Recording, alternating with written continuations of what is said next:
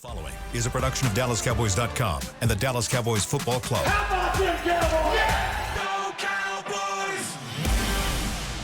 This is Cowboys StoryLine with Nick Eatman.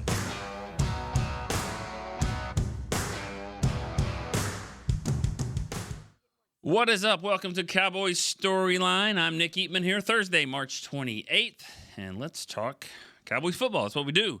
Talk draft, talk free agency.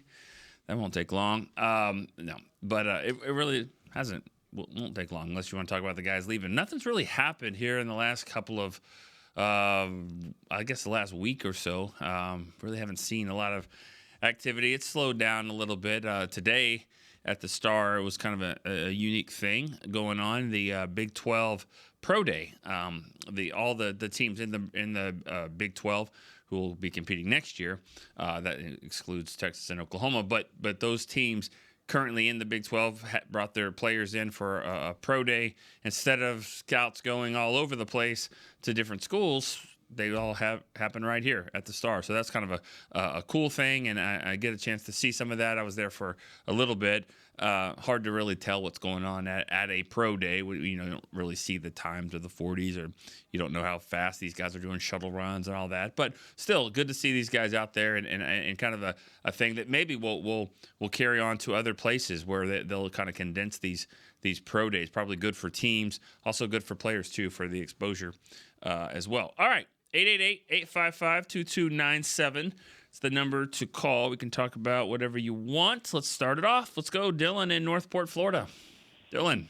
Hey, man. How are you How's doing? It going? Good. Good. I got something on Dak here I wanted to talk about, and then a random player that I want you to guess, and it might be a little difficult, but I want to see if you can get this one. If you do, you'll be king. I'll recognize you as the Cowboys king. So this is a tough one. Okay. Let's start with Dak. This might even be tougher, doing anything talking about Dak. So go ahead. So I went back to all the way back to 2015. I looked at all the drafts between then and now, and 102 quarterbacks have been taken. 28 have been first-rounders. 4 of those guys have made a Super Bowl. One of them has won a Super Bowl. So what that tells me is that people, and this is what's so tough about Dak, I've never seen the fan base so split on one individual. But for the people that want to move on from Dak and just draft a guy and make it work because he has a rookie deal, and there's something to be said about those rookie quarterback contracts, gives you a lot of firepower and ammunition.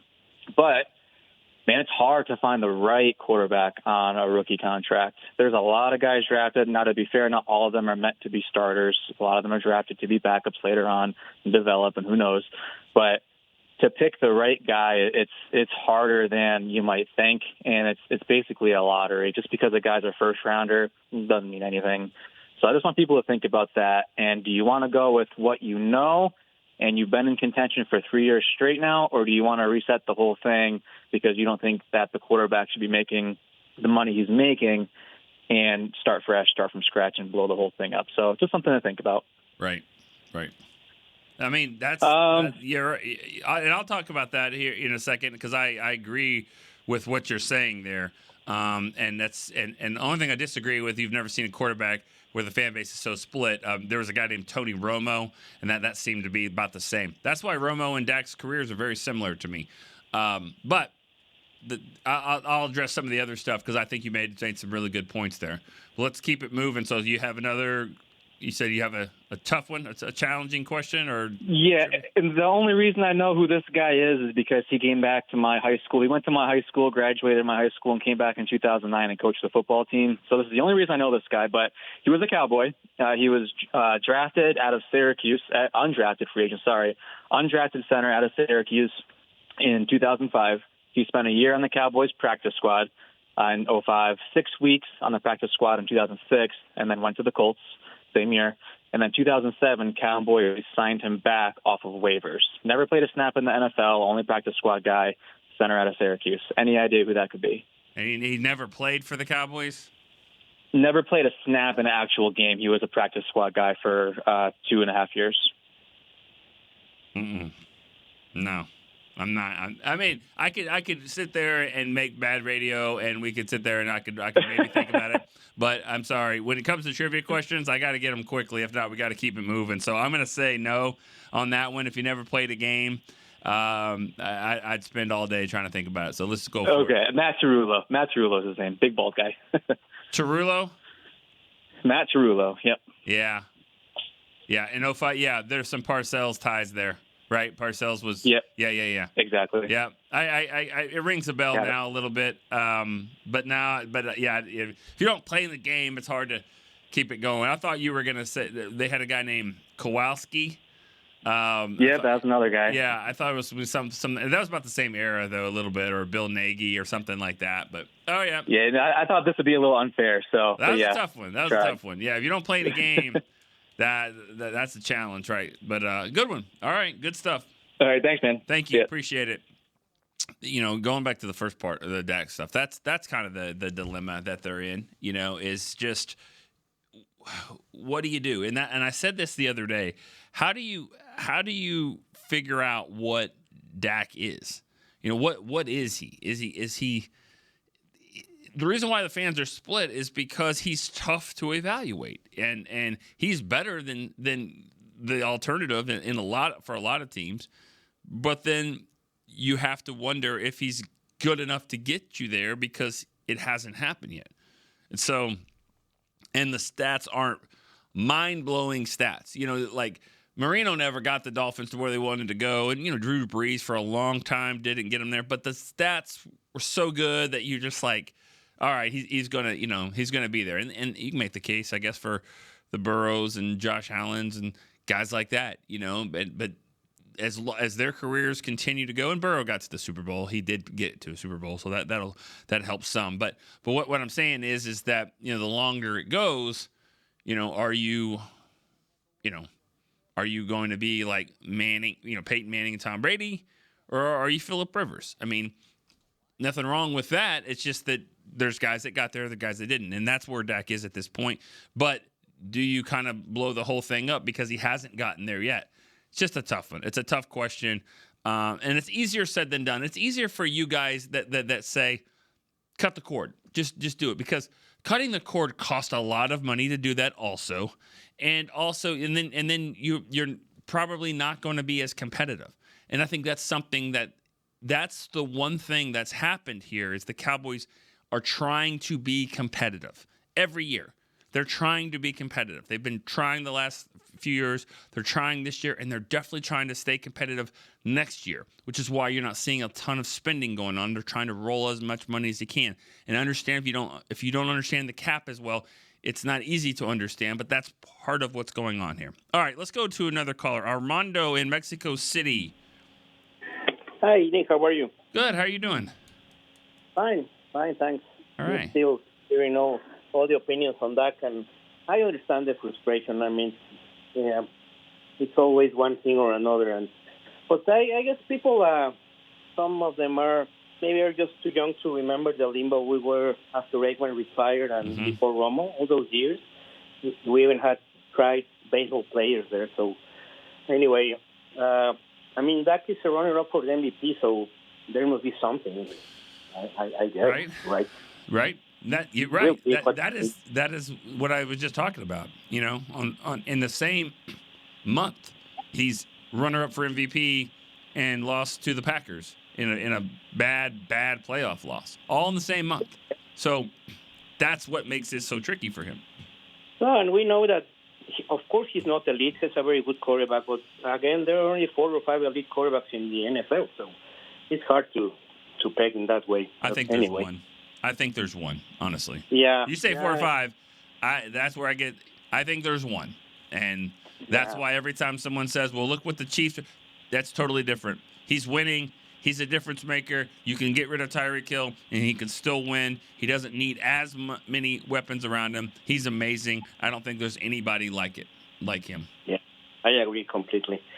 So, Nick, now that you have finally the 50 states calling, now you should do a worldwide church. Oh, man.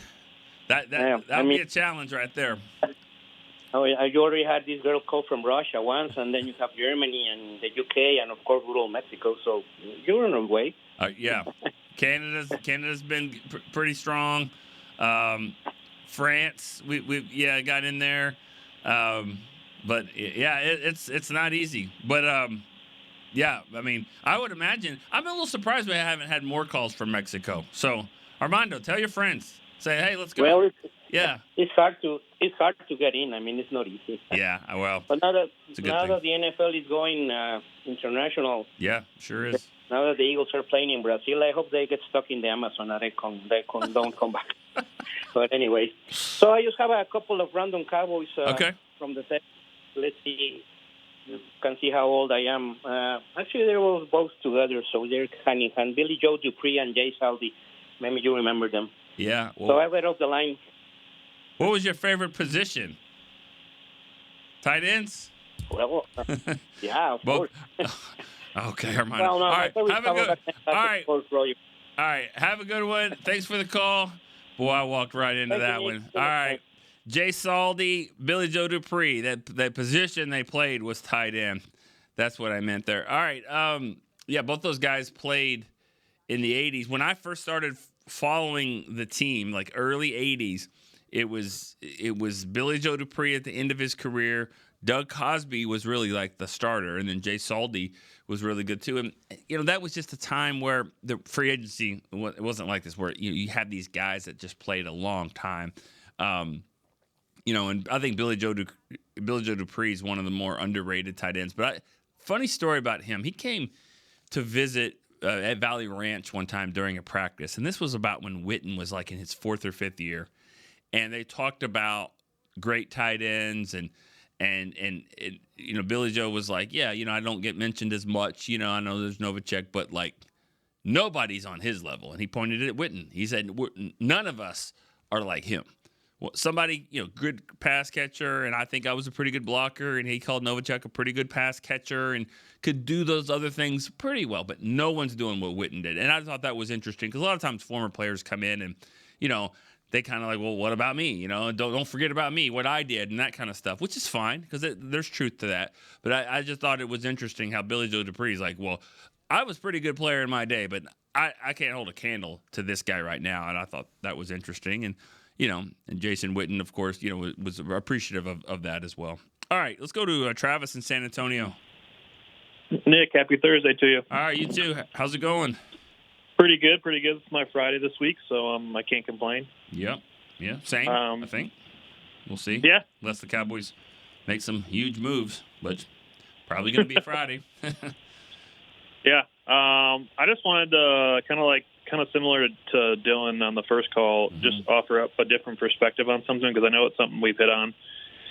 And it's maybe a little bit of pushback on you, but I know you're always up for it. So I know I've accepted that, and I think most fans have. Obviously, free agency has not sort of come and gone; it's still around, but we're just not going to be, like I said, we're not going to be players early on, and haven't made any moves since getting Jordan back. Which I was a fan of that one, so that was good. But I do take sort of issue with some fans, and maybe even not a personal shot, but maybe in a little extent to you, just because I know just because of the perspective of we didn't do anything in free agency, and for instance Dorrance Armstrong when he got signed, and I'm not saying he's worth it, and it was easier for the Cowboys to let him go because we have defensive ends, right? But I was talking to somebody and said it isn't so much that he's this amazing player.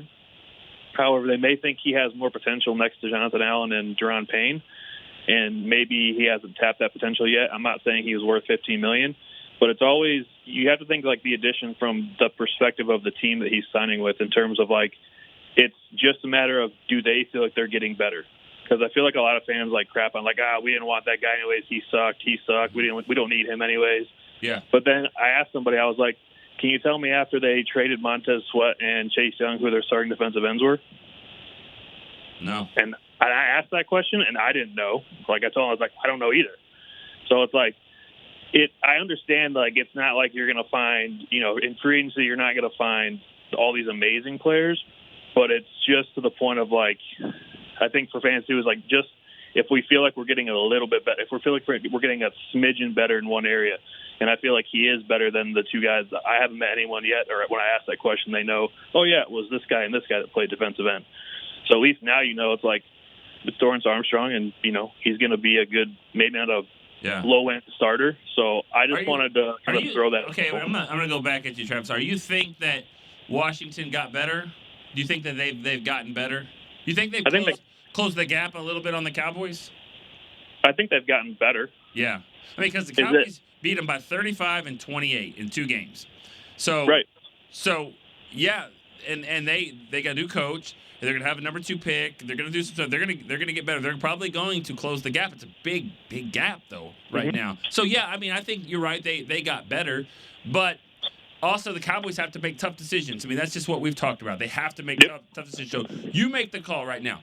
Do you want to sign Dorrance Armstrong, at $15 million a year?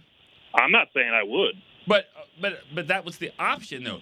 Would you go $15 million a year, right? Or Sam Williams for $1.5 million? I'm not disagreeing. This is what I'm saying, though. It's like just because we didn't want to sign him for $15 million, it's not worth it to me, right? Me having a pool at my house might not be worth it to somebody else. Like it's not worth it to me. It's to that team. It's kind of like the old adage, like one man's trash is another man's potpourri. Yeah, that can be the case.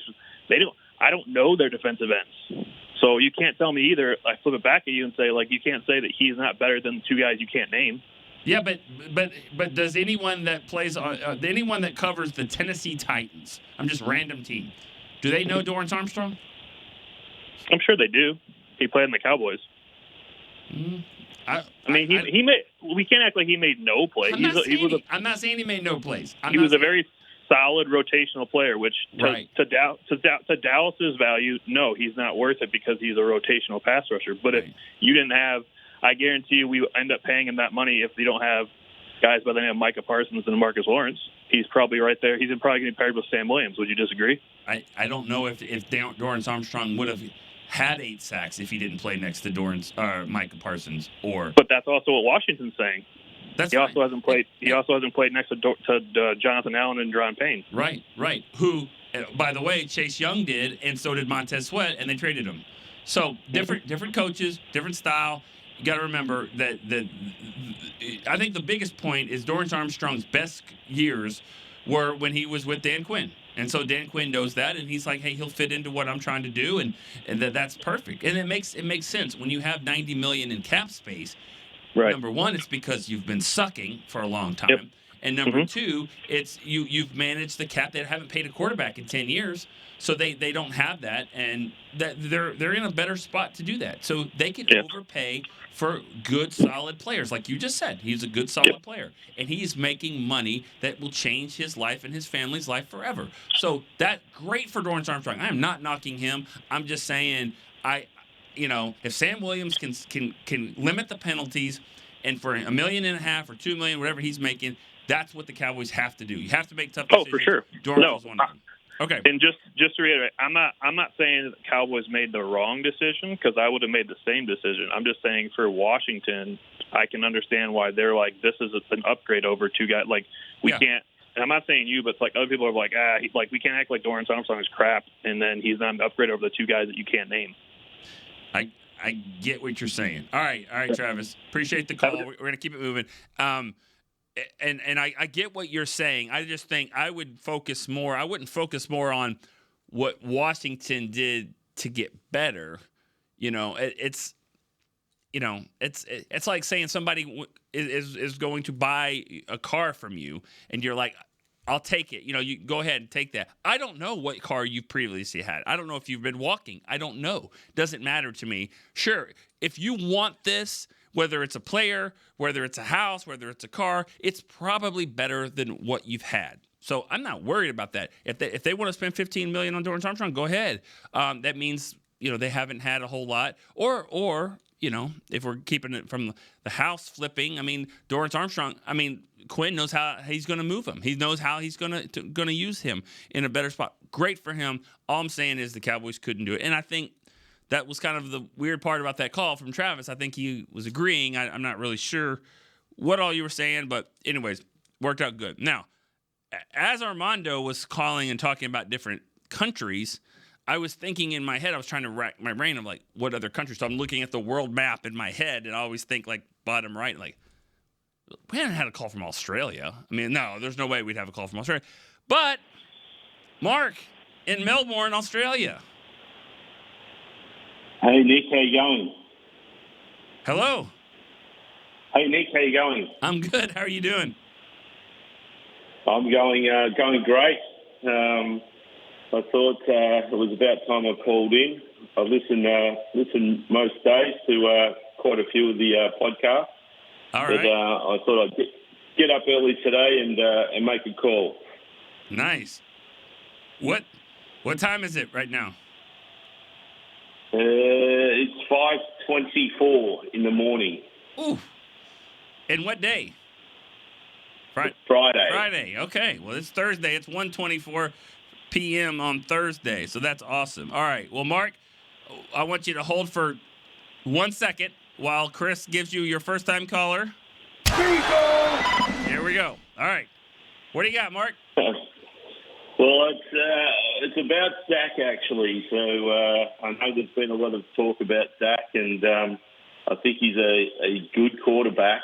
But I think he's got some shortcomings as well against good teams and some playoff failures. And for me, I think that I'd really like it if Dak looked at it in a bit of a different way and analysed the competition and looked at what his competition is.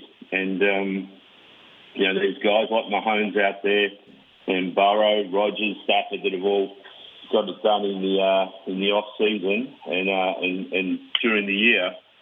And then he's got some pretty good rookies out there at the moment with Stroud and Purdy, Love, Lawrence, all on great deals that give them more weapons and they give them more better defense. And when I look at it, I think Dallas has paid Dak over around about $200 million so far, and it'd be great if Dak looked at it and didn't want to use his leverage and wanted to be a Cowboy. And how bad does Dak want to win for the Cowboys? I know a lot of ex-players say that, hey, you've got to look after your family and these sort of things. But, with his 200 approximate million from the Cowboys, plus his sponsorships and things like that, I don't think his family's going hungry, and I think they'll have a pretty good house to live in for the rest of their lives. And I just think that you should look to do a bit of a friendly deal with the Cowboys. And I was thinking, if it's really important to him, and he really wants to be a Cowboy, if he wins the Super Bowl with the Cowboys, he's going to be set for life. If he's not already set for life. Yeah. So I'd like to see him do a really good deal. Yeah, we saw what Kirk Cousins just signed for 45 a year. Yeah. I mean, if he was able to do that, Jerry would. And Stephen, and it might be a proviso on that deal that he's got to spend the money to get him some weapons and also to get him the ball back and put some resources into the defense. Yeah. All right. What do you think? I think you're really on to something here, which would be great for the team. Let me say thank you for the call, Mark, and 5 o'clock in the morning, if that's what it takes to get in on the show, I really appreciate that. It's great to hear from you. Marks off another country for us, Australia. That's awesome. It's kind of funny that you say that because that was some of our discussions before. This morning we had some meetings today, just talking about different things with the Cowboys and the Caps and stuff like that. And that was something that would certainly benefit the Cowboys if he did that, if Dak took a friendly deal like that. And, at the end of the day, like you said, and I had a hard time hearing what you were saying, but I think what you were alluding to is that being the quarterback of the Dallas Cowboys, obviously you can make more money in other ways, maybe making up for contract and stuff like that. But it's a slippery slope because, quarterbacks are – think about this after every game. At the end of the game, what do you always see? You see the coaches go shake hands. You always see the quarterbacks. It's a little fraternity, okay? And so they kind of have an obligation as well to say, all right, well, I got to get what's fair to me. Because if you don't, if he just takes some friendly deal, then that might hurt quarterbacks in other situations on other teams and other markets that are like, well, you haven't accomplished what Dak has, and Dak just took that. Dak just took another $40 million a year when he could have maybe pushed for 55, but he took 40.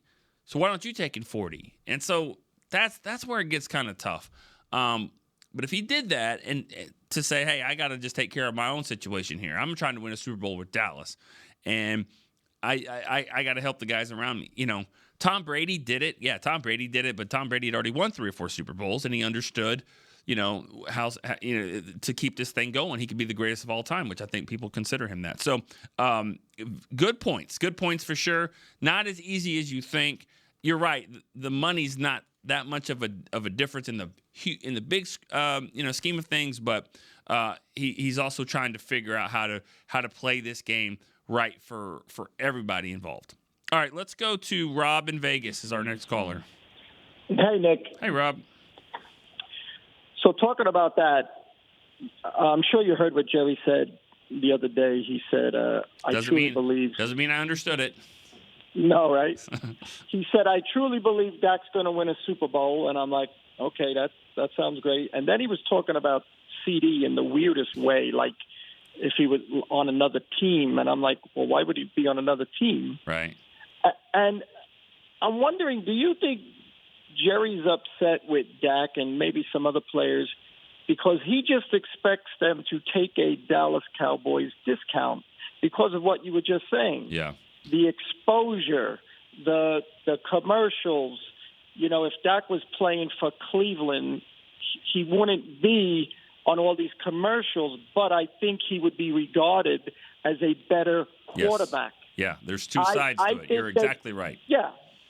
So I'm wondering if Jerry's taking it personal, and for some reason very personal with Dak, it seems, because, yes, we know the money's outrageous, and you said it, I said it. Patrick Mahomes is the only guy worth whatever he's getting paid. Yeah. There's no difference between Josh Allen, Lamar Jackson, Dak Prescott, and whoever else.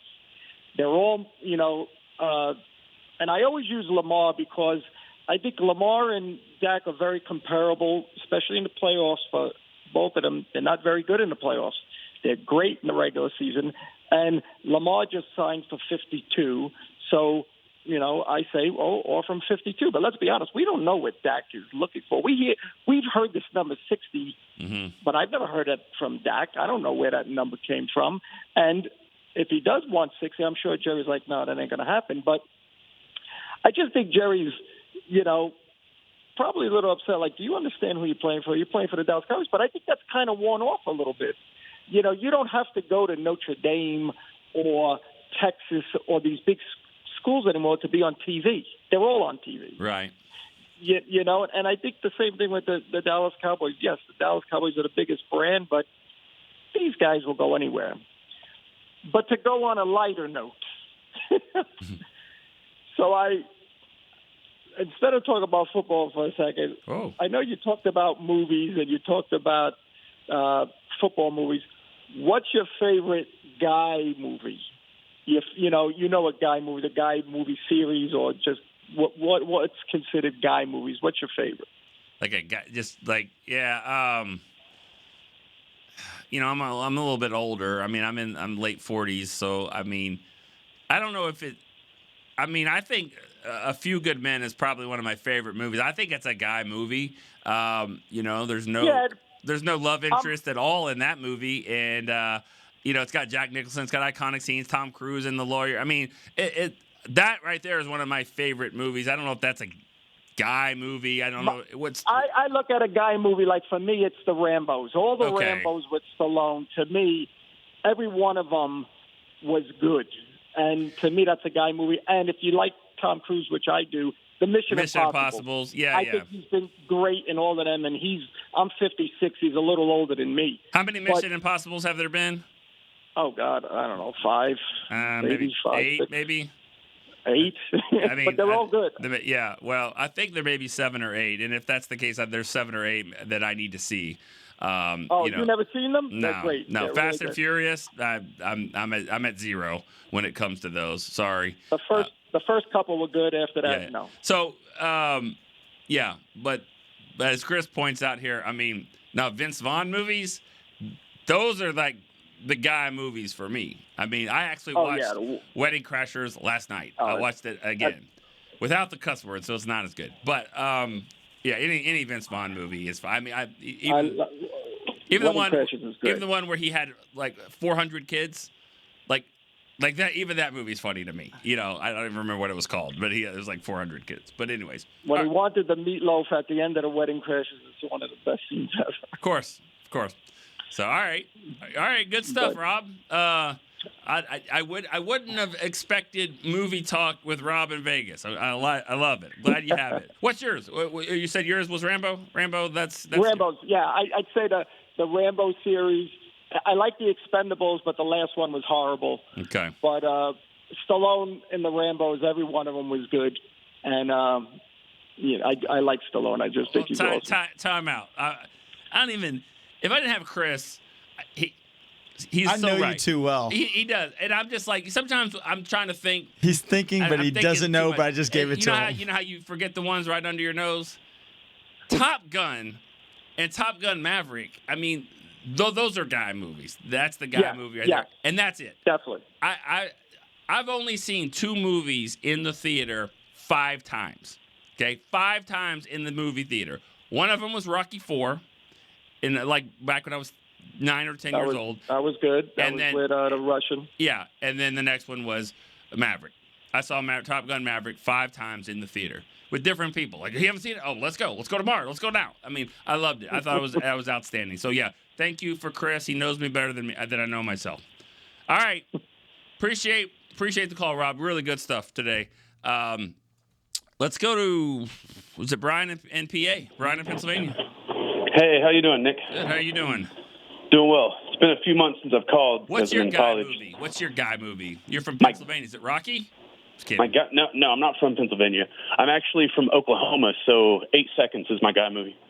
Nice. Yeah. Okay, I feel you. What was his name? Dusty? Yeah. Yeah. Yeah. No. Well, that was his friend. I don't know. It's a bull riding movie, right? Yes. Yeah. It was the guy from... It's Lane Frost? Lane Frost. Yeah, Lane Frost. Did I not have this right? You're not from Pennsylvania? He is. No, well, I'm in Pennsylvania. Got it. I was in the military, met a girl, old story. Cool. Sounds like a country song. So, all right. Yeah, exactly. Go ahead. What do you got? I had a question about, everyone's freaking out about free agency, right? Yes. But I don't see Yes. It's kind of weird that we're losing the players that we say we want to keep, but they're the same players we complained about all season. What are we going to do about Tyler Biotish? And he's been a stress point that we've talked about forever. Go on. Losing Tyron Smith when he's pretty much made swing tackle a popular position for the past 4 or 5 years.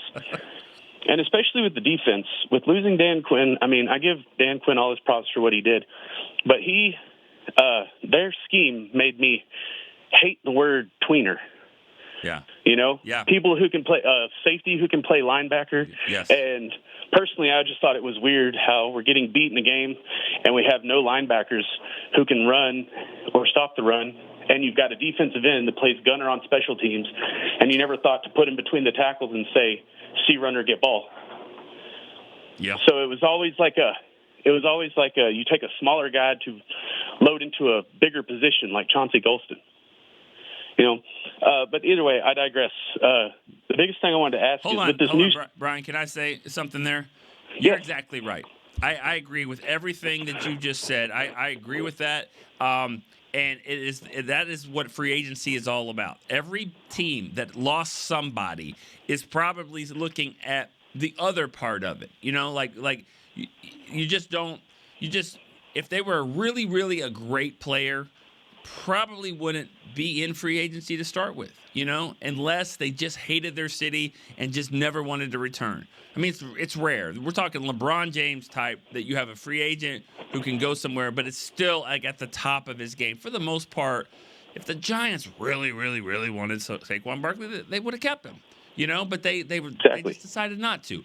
Which it looks great for Philly, but unless those warts that came out in with the Giants come out in Philly. But I'm not saying you can never get free agents, but I'm just saying most of the time they're overpaid and overvalued. But that's okay, because if you have money to spend like Washington does, then do it and spend it. So that's what they've done. Exactly. Yeah, go ahead.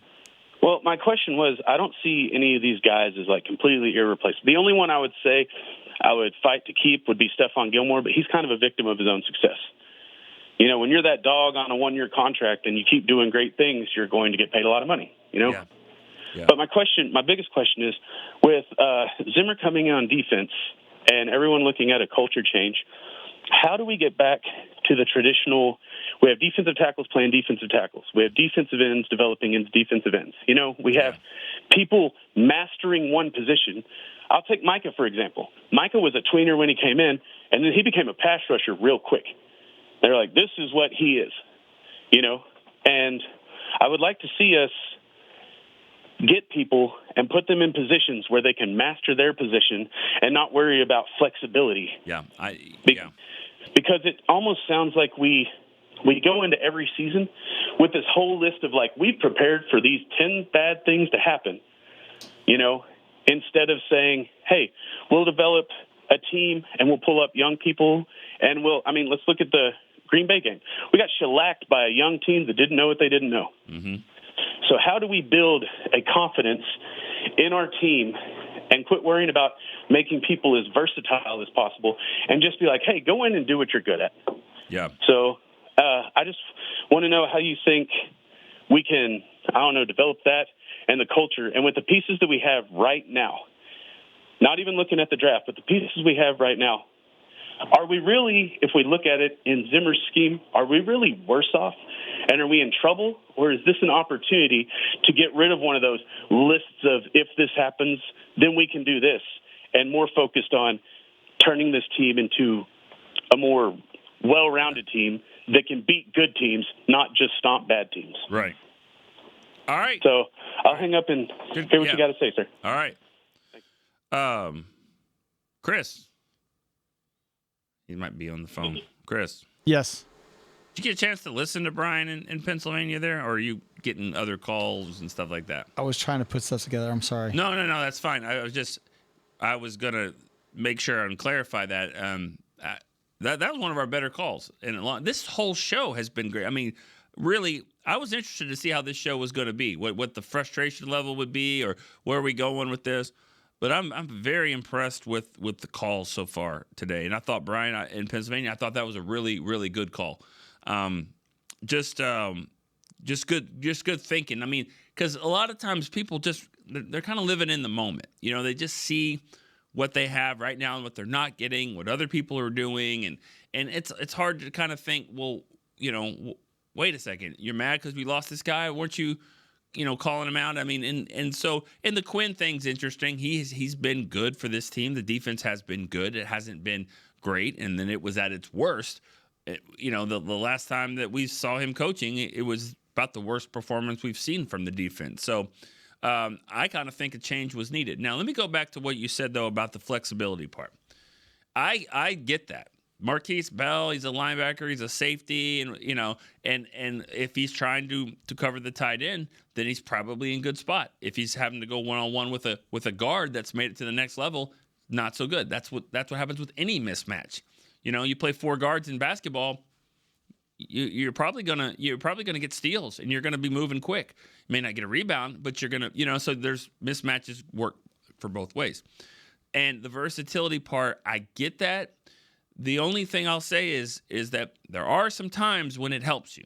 It does help you to have versatile players. You don't want to take 10 DBs to a game. You only want to take 8 or 9 because that's how many you can dress. So you take 4 corners, you take 4 safeties, and you take this one guy who can play corner and safety. That's basically giving you 10 guys, but only having to keep 9. Same with offensive linemen. You get that guard tackle who can play both, or a guard center. Now you can get to a game with 8 guys, but really have all the positions covered. So there's something to be said for versatility and flexibility, and I think you know that too. But you do make good points about sometimes you can hurt a guy's whole career. And I believe Tyrone Crawford was one of those players whose whole career was kind of hurt in the fact that because he was versatile to play end and tackle, they did it a lot, and he never was really great at one spot. Kyle Wilber's another example to that too. So there's good and bad with versatility and flexibility. It can help you on one hand, but it also can kind of hurt your own development in the other. All right, Brian in Kansas City. How you doing? Good afternoon, my friend. How you doing? I'm doing good. Yeah, this is a good show, man. Yeah, it's been a really good show. Missed you a little bit, man. It's been a couple shows. Yeah, I'm substitute teaching a little bit more frequently. Nice. So this is spring break week. I was telling you the other day. All right. Are you the cool sub?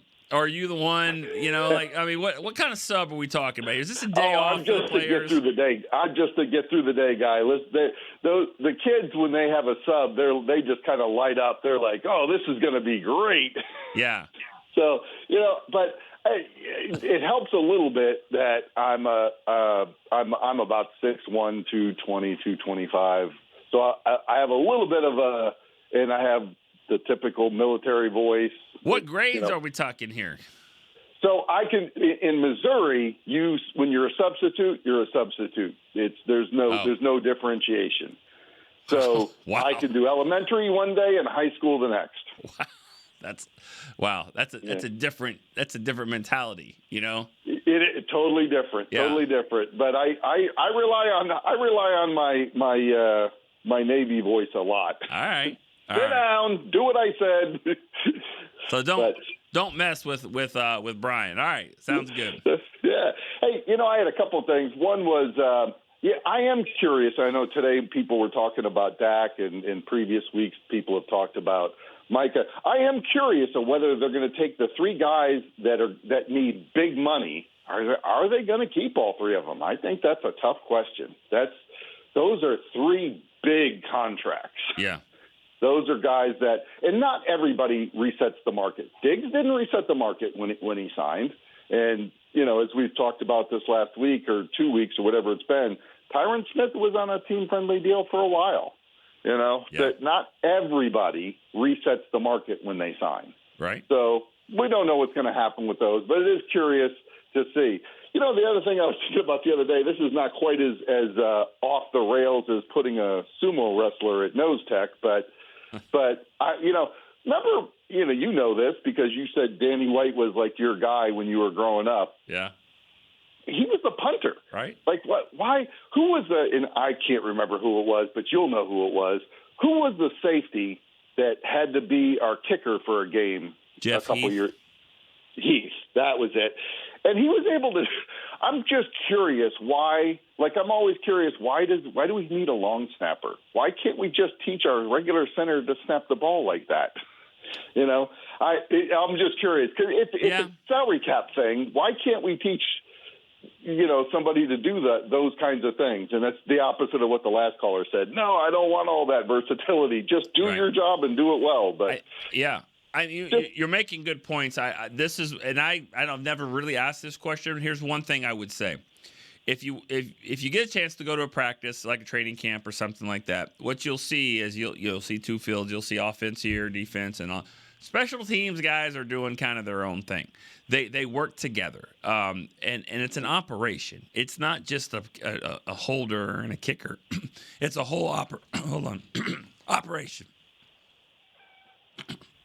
Sorry about that. Yeah. I lost my voice. And so you got to be able to work together. The center he will never have time to do that if he's working with the offense all the time, or so he's got to be able to work with those guys, and it's got to be like boom, boom. And if you don't have that technique down, and you don't have them just working together, I mean, it's not just snapping the ball right. It's snapping it at a pace where the laces are always the same. LP Lassiter never wanted the holder to have to turn the ball. He knew that he could get it, and it was going to rotate just enough time to get it, and you never have to. You just put it down and kick, which could take like a half second off of the delivery. So that's why working together works. That's why it's harder than just put the center out there and do that. That's and so and you would save what you'd save $800,000, $1 million off the cap if you didn't have a long snapper, but he's also got to be able to get down there and make a tackle. So there's more to it than that. But anyways, right. I'm just curious because in those days, like Danny White's probably the best example, as he was the quarterback in waiting. He was a good punter. Mm-hmm. He was a good punter. So hey, I have a request, and then I'll give you my player for today. My request is, I was wondering if you could have, or maybe do some kind of combined show, because the draft show doesn't take calls. I'd love to have one of the draft show people on and be able to ask them a few questions, and listen to what other fans have to ask them too. Just something to throw out there. Who would be your choice? Who would be your choice? There's 8 of them. So which one? Yeah. So because Broadus has done both pro scouting and college scouting, because I would love him to tell me, how did Brock Hoffman play last year when he played those couple of games? How did TJ Bass play last year? Scout him for me. Tell me how he did. If we put those 5 guys out there right now, what kind of offensive line do we have? Yeah. I'd love for him to tell me how he thought they performed last year when they had to step up and play those games. And then, of course, there's a couple people I'd love to hear, a scouting report about. So I guess that'd be my pick, and he's been around forever too. So All right. Anyway, my player this week, I figured I'd pick somebody that is famous. Everybody knows who he is. He's had his 15 minutes of fame and the brightest son of all, but maybe you have a story that we don't know about him. And that would be the guy that Neil O'Donnell threw to over and over again in the Super Bowl, Larry Brown. I'll hang up and listen, brother. Yeah. All right. The thing about Broadus with this show is that in the off season here, we have an afternoon show, starts at 1:00. Broadus has his own show that he does on the Fan, obviously, which I believe is 2:00. So that's why when he does shows, he does it in the mornings. But we there's other options. There's other options for the draft show. We could get in there. Maybe we'll do that. We get a little bit closer to the draft. Not a bad idea. I'll be honest with you. I know just a little bit about the guys. That's just been my thing. I used to be that way, where I wanted to know 300 players, and then they would take 7 of them, and then get 4 or 5 more in free agency that you've heard of, and then nothing really matters until they get here. So that's why I've kind of shifted over the years of like, it's a long off season, just get the players here, and then we'll get to learn them. That's just my take. I know the draft show, those guys have a different mentality, and a lot of the fans do as well. That's why a lot of people listen. It's just kind of not been my thing. I feel like I can play catch up. When they get here, we'll figure out who we need to look at and see what they've done. So good stuff. Player was Larry Brown. And yes, I 100% have a story about Larry Brown. And it goes back to 1992. I was 16 years old.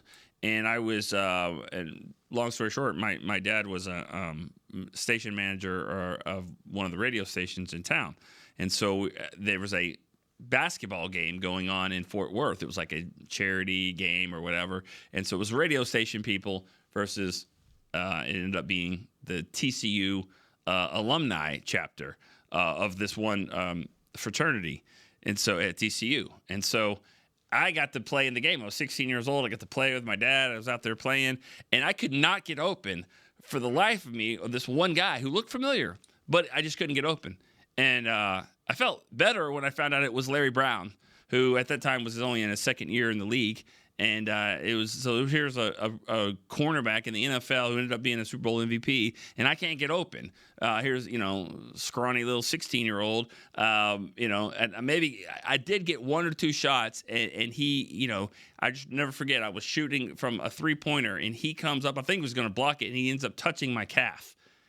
instead of going high to block it, he went low. Of course, that all messed me up, and I'm sure it barely hit the backboard. And I'll never forget that. It was a cool trick, and I actually used that before. But I've talked to Larry about that, and he remembers the game.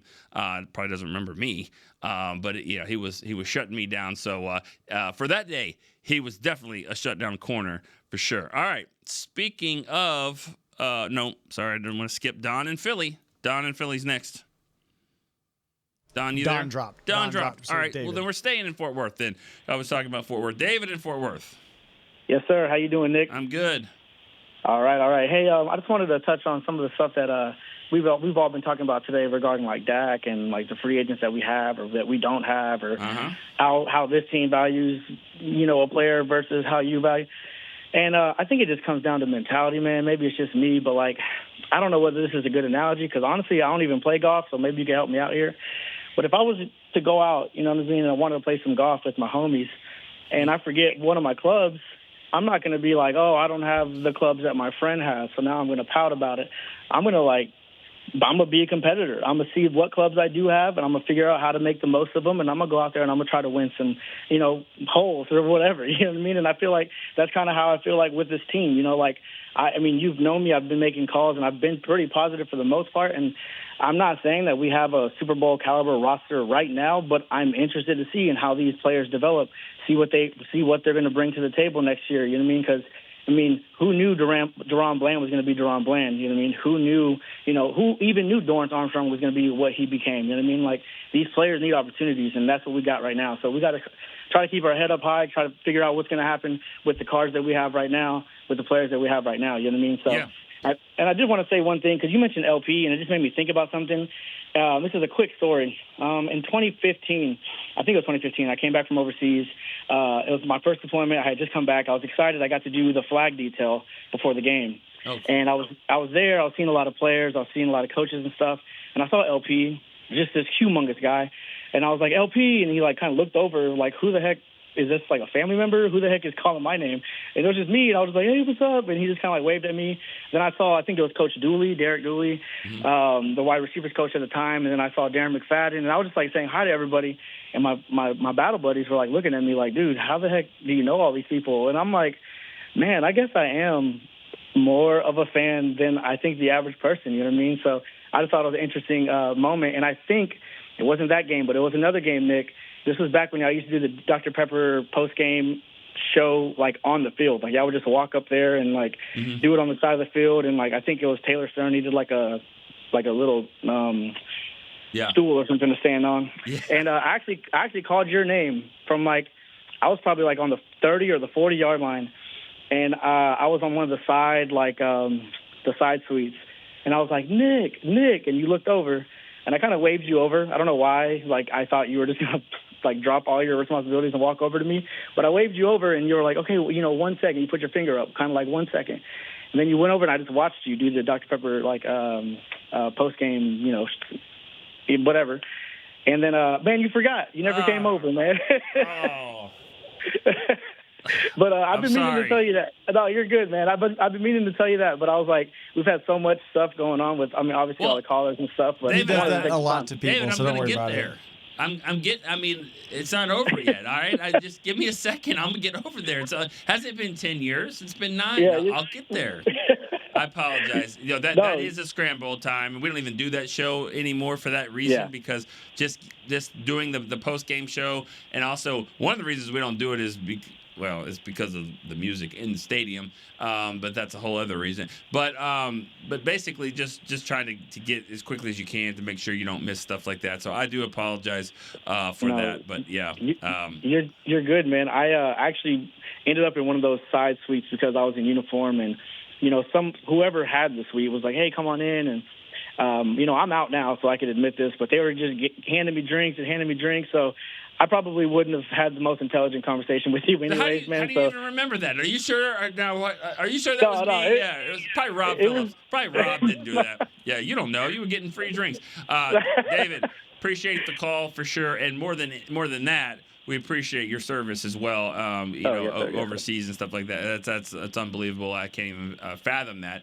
And so we definitely appreciate that. You deserved everything you were getting, whether it be in the suite or the drinks and all that. You definitely deserve that. So yes, sir. Have a great day. Thank you. You too. All right. So, all right, Chris, we got any more calls? Is that it? Lines are open. They are open. That's an hour. That's an hour show. Though. So that probably means that's a wrap. And as soon as we say that, probably the phone will ring. But good stuff, guys. This was a great show. I really enjoyed the interaction today. I thought you guys were outstanding, and just not only what's going on, but maybe just some ideas. Let's throw it out there. I'm not saying another one? It's right or wrong. Did the phone just ring? Yeah. Let's do it. Who we got? I'm gonna go cold turkey. Okay. All right. You ready for this? I'm ready. Go ahead. All right, Cowboy Storyline, you're on the air. What's up? Well, hello. Who we got? Hey, my name is Abel from Virginia Beach. This is the first time calling. All right, Abel from Virginia Beach. First time caller. All right. All right. Awesome. Usually you go through Chris, but we just decided this will be the last one of the day. We'll put it right on the air. So, all right, what you got, man? Well, hey, I haven't been listening to the show. I've been listening to you for a long time. And so it's really an honor to, talk to you, I guess. Well, thank you. I appreciate that. I'm glad you called the show. Well, my question is regarding a comment you made a while back. And, I've been meaning to call, but, you guys are very popular. And it's, oftentimes I agree with you, but this one time I just could not fully agree with you when you said a while back that, the fans will always be there no matter what, basically something along the lines. And, for the most part, you're right.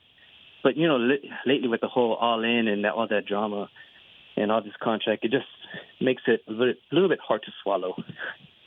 You know what I mean? Yeah, no, I understand that it's frustrating. I mean, I've been there. I mean, I'm there as well, with my own college team. So I'm a fan as well of a team. And so I kind of think like that. I know what you're going through. And, I mean, I'm a fan of a team that Arkansas that will never win. Our football team will never win. Seriously, we won't. And I know that. And so it's frustrating, and you kind of go through those spells of I don't really care, oh, man, it doesn't really matter. And next thing you know, you're looking at the too-deep roster in June, and you're like, all right, and then you look at the schedule, and maybe it's just the cycle. It just sucks us back in. It happens all the time. I'm not saying the Cowboys have never lost fans. They probably have. But, the ones that are calling this show, the ones that are on, the ones that are just you're here in the middle of the offseason and trying to figure out who they're going to draft and all that, you're hooked. And the reason why you're frustrated is because you care. And the reason why you care is because it matters to you. And because it matters, you'll be back. And there's nothing bad. I'm not trying to say it in a way of you'll be back. You just will. Because that's who we are. It's who we are. I agree. But I guess my only, and I was 1,000%, but I feel like the average caller is around 40 years old. I'm 41. If you could keep tabs on, hey, what's your age, just so you can get a glimpse of, hey, it's nothing but the 40-plus-year-olds. And I think last week I heard somebody who was 31 or something around the age that said I've never seen the Cowboys do anything. Right. That's just my only counterpoint, But I agree with you. I'm a die Cowboys fan, no matter what. I don't think anyone, I think everyone tells the truth when you're asking them where they're from, what state. But you may not get truthful answers all the time when I can see someone calling in saying, I'm 38, my favorite player is Leroy Jordan, okay. Yeah. I didn't think I was going to get into this, but anyways, I just wanted to thank you. And I couldn't even think of a name of a person, a football player. So what was the first year you covered the team? I mean, that you followed the team? I would say 1990. Was it 2? 92? Yeah. What a good year to start. Super Bowl. What a good year to jump in. Yeah. Yeah. I was a little kid though. I was 10 or something. So I didn't know enough. You just knew they were winning. My dad watched it, so I watched it, and they were winning. It was a good time. Definitely. All right. Well, I appreciate the call. Thanks, Abel, for getting through. And we'll wrap up the show with that. So thank you for the call. Thank you for all the callers today. We had really good stuff, good interactions as well. So all right, we'll do this again next Tuesday. I guess it'll be April at that point, so it'll be early April, and we'll kick it off again, see what we got. We'll get a little bit closer. It'll be the month of the draft at that point, so we can kind of dial in a little bit more to what their needs are and maybe who will be available, and then we'll look into that option of maybe getting a guy from the draft show to join us. So that should be interesting as well. All right, so for Chris Beam, I'm Nick Eatman. We will see you next week on Cowboy Storyline. Todd thought it would be secure to jog in the cheetah savannah. This has been a production of DallasCowboys.com and the Dallas Cowboys Football Club. How about this, Cowboys? Yeah!